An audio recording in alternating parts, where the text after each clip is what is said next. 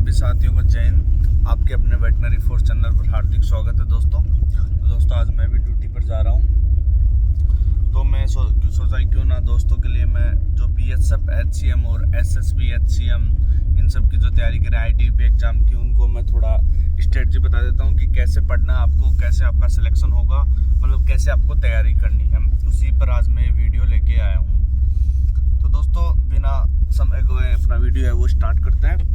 तो देखो मैं बता देता हूँ आपको कि जैसे आपका जो एग्ज़ाम है वो अभी उसकी एजेंसी वगैरह फाइनल हुई है, तो अभी थोड़ा सा आपको इंतज़ार करना पड़ेगा एग्ज़ाम के लिए। जिसकी तैयारी अच्छी है उसके लिए तो अच्छी खबर यह है कि आपका एग्ज़ाम है वो मतलब वो सोचते हैं कि जल्दी से हो जाए, और जिसकी नहीं है, क्योंकि मेरे काफ़ी वीडियो पे कमेंट आ रखे थे कि सर थोड़ा सा और हमें टाइम मिल जाए, तो हमारा मतलब स्कोर मेरे टेलीग्राम चैनल पे भी आ रहे थे कि सर हमारा स्कोर है वो इंक्रीज़ नहीं हो रहा है, मैथमेटिक्स में भी नहीं हो रहा, क्लरिकल एप्टीट्यूड में भी पता नहीं सर कहाँ से क्या आएगा क्या नहीं। तो वो सब मैं आपको बताने वाला हूँ। तो देखो दोस्तों अभी एग्ज़ाम का है ये सस्पेंस ही चल रहा है कि जनवरी लास्ट या फरवरी में कराएं, जनवरी लास्ट या फरवरी में। तो उसके बहुत जल्द, क्योंकि शॉर्टली आपके एडमिट कार्ड है वो डाल दिए जाएंगे, उससे पहले मैं आपको वीडियो डाल दूंगा। अभी जो मेरे पास इंफॉर्मेशन है वो जनवरी लास्ट और फरवरी फर्स्ट की है बीएसएफ एचसीएम के लिए। तो आपको ज़्यादा मतलब ये है कि जैसे जनवरी लास्ट में हो जाए या फरवरी फर्स्ट में, ये मान के चलो आप 30 दिन अपने पास मान लीजिए कि सर हमारे पास 30 दिन है, उसके बाद में हमारा रिटन एग्जाम है वो होने वाला है। तो आप मैं बताना चाहता हूँ कि जैसे आप अभी कोई है भाई लोग वो लाइब्रेरी में पढ़ते हैं, तो कई अपने रूम पे पढ़ते हैं। देखो वो आप खुद का है पर्सनल कि आप कहाँ पढ़ पाते हो, बस पढ़ना है ये अपन को करना है। तो इसका देख बीएसएफ एचसीएम है, उसके अंदर जैसे 20 नंबर का हिंदी इंग्लिश में से एक सब्जेक्ट करना है, उसके बाद 20 नंबर का जीके जीएस आएगा, 20 नंबर का मैथमेटिक्स आएगा, 20 नंबर का क्लरिकल एप्टीट्यूड आएगा और 20 नंबर का कंप्यूटर आएगा। तो देखो इसमें ज़्यादा आपको यह है कि देखो जीएस तो वहाँ पर थोड़ा लक भी होता है, और जीएस में जैसे स्टैटिक वगैरह पढ़ लो, करंट अफेयर्स के 2-3 क्वेश्चन पक्के आएंगे वो आप पढ़ लीजिए। तो उसके लिए मैं बोलता हूँ कि आरडब्ल्यूएस से पढ़ लो आप, वहाँ उनका बैच वगैरह भी चल रहा है तो वो बेस्ट रहेगा। बाकी जैसे कुछ भाई लोग बोल रहे हैं कि सर मैथमेटिक्स का एसएससी जीडी से हो जाएगा क्या, तो देखो जीडी लेवल नहीं आएगा इसमें, क्योंकि एचसीएम की है वो कांस्टेबल की है, ये हवलदार की पोस्ट है, तो फर्क तो रहेगा ना, रैंक में फर्क है, तो थोड़ा उसका जो पेपर है उसका भी लेवल अप रहेगा, क्योंकि इसमें एडवांस मैथ भी आएगी और अरिथमेटिक दोनों डालेंगे। तो आप बढ़िया से कर लीजिए।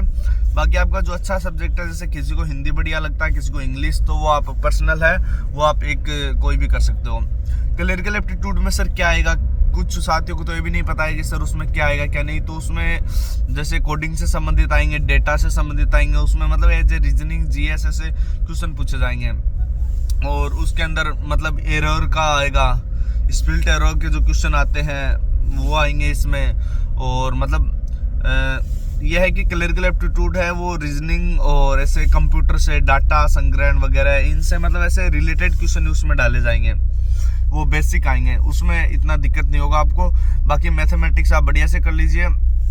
और रही बात अभी सर कंप्यूटर की, तो कंप्यूटर में बंदा 20 में से 20 नंबर भी ला सकता है, क्योंकि कंप्यूटर नंबर बनाता है और कंप्यूटर स्कोर को अपने नीचे लेके आता है।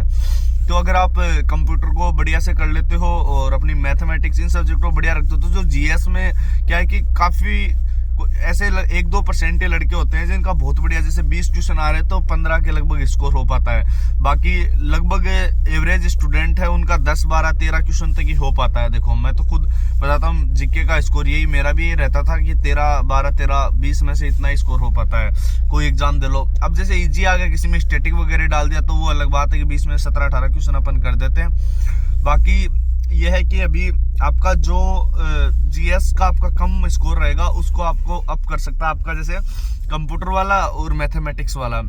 बाकी क्लरिकल एप्टीट्यूड में लगभग सबका सेम स्कोर रहेगा, वो डिपेंड करेगा कि क्वेश्चन मॉडरेट डालता है, इजी डालता है, या मतलब कि हाई लेवल के क्वेश्चन डालता है, तो उसमें तो आप सबका सेम ही रहने वाला है। बाकी जैसे मतलब जीएस वाला पोर्शन अगर आपका अभी भी जैसे मॉक टेस्ट में कितना स्कोर हो रहा है, आप मेरे को बताना, कमेंट जरूर करना कि सर हमारे मॉक टेस्ट में इतना नंबर बन रहा है, जीएस में इतना हो रहा है, वो मेरे को एक बार बता देना। तो जीएस वाला अगर पोर्शन किसी का कम रहता है तो वो मैथ और कंप्यूटर उधर बढ़िया से तैयारी कर लीजिए। बाकी आपका हिंदी या इंग्लिश को तो एकदम स्ट्रॉन्ग रखना ही है। तो जो हिंदी वासी राज्य से हैं वो हिंदी करेंगे, तो हिंदी तो आप मैं गाइड करूँगा आपको। एक राजस्थान में तो एक बुक आती है, मैं बताता हूँ, व्याकरण नाम से है, कक्षा 9 से 12वीं तक की गवर्नमेंट स्कूल वगैरह में मैंने तो वही पढ़ी थी। तो हर एग्जाम में है कि 20 में से 19-20 स्कोर उसमें से हो जाता है, क्योंकि उसमें जो क्वेश्चन पूछते हैं टीसीएस कंपनी पूछती है। अभी ईडीसीएल इनका पेपर करवा रही, तो पता नहीं कैसा क्या लाएगी। मैं भी 1-2 साथियों को मैसेज किया हूँ, उनसे कांटेक्ट किया हूँ कि ईडीसीएल के मुझे पेपर प्रोवाइड करा दो, ताकि मैं स्टूडेंट्स को बता सकूँ, ताकि उनको हेल्प हो जाए। तो वो मैं टेलीग्राम ग्रुप में डाल दूंगा, बहुत जल्दी मेरे पास आ जाएंगे। बाकी आपकी जैसे ये है कि सर हम पढ़े कब, हमारा मतलब पढ़ने का रूटीन, तो अभी सर्दी का टाइम चल रहा है। तो देखो मेरा तो क्या सिस्टम था, जो मैं पढ़ता था सिलेक्शन होने से पहले, तो मैं तो दोस्तों ऐसे पढ़ता था, पूरी रात पढ़ता था। रात को नींद आती तो 1-2 बार कॉफ़ी बना लेता था। बेसिकली मैं वैसे चाय वाय कुछ ऐसे पीता नहीं हूँ, लेकिन उस टाइम पे पढ़ता था तो मैं कॉफ़ी बना लेता था 2 बार रात को। और मैं सुबह के टाइम सोता था। मैं सोता था जैसे सुबह 4 या 5 बजे सोता था, सुबह 10-11 बजे तक। फिर उठ के नहा धो के पूजा पाठ करके अपना दिन में अपना जो भी नॉर्मल वर्क करना वो कर लो। बाकी रात के टाइम पे मैं पढ़ता था। ये किसी की देखो पर्सनल होता है, कोई सुबह पढ़ना पसंद करता है, जैसे 9-10 बजे सो गया, सुबह 4 बजे उठ के पढ़ रहा है, तो वो आपका पर्सनल है। बट मैं तो खुद जिस हिसाब से पढ़ता था, मैं तो वो बता रहा हूँ कि मैं रात को पूरी रात पढ़ना अपना, जैसे 8-9 बजे खाना वाना खा के बैठ गए और फिर सुबह 4 बजे तक पढ़ लो। तो उसमें क्या होता है कि कोई डिस्टर्ब करने वाला नहीं होता है, आराम से बढ़िया से पढ़ो और फिर सुबह आराम से सो, तो उसमें अपना हो जाता है। अब कोई बोलते हैं सर मैं 6 घंटे पढ़ रहा हूँ, 8 घंटे पढ़, 10, देखो घंटे इसमें मैटर नहीं करते हैं, कितना घंटे पढ़ रहे हो।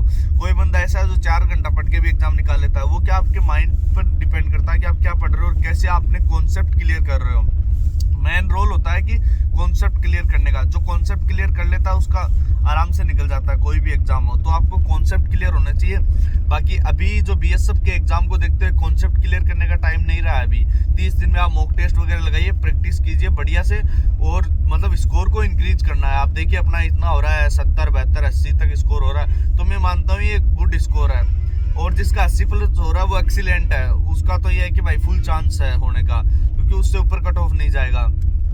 तो ये है कि जो 70 वाली लाइन में जिसका हो रहा है वो गुड है, उसको वेरी गुड एक्सीलेंट में कन्वर्ट करने के लिए आपको थोड़ी मेहनत और करनी पड़ेगी। तो आपके पास 30 दिन का समय है, 30 दिन आप बढ़िया से मेहनत कर लीजिए और आपके एडमिट कार्ड जारी हो जाएंगे। तो मैं वीडियो डाल दूंगा और आपके ईडीसीएल के जो पेपर हो मैं जल्दी प्रोवाइड करा दूंगा। मेरे टेलीग्राम ग्रुप पे जुड़ जाना और जो भी आपका क्वेश्चन है बता देना और अपना स्कोर जरूर बताना कि मेरा इतना हो रहा है। ठीक है, थैंक यू दोस्तों, जय हिंद, जय भारत। मिलते हैं नेक्स्ट वीडियो में।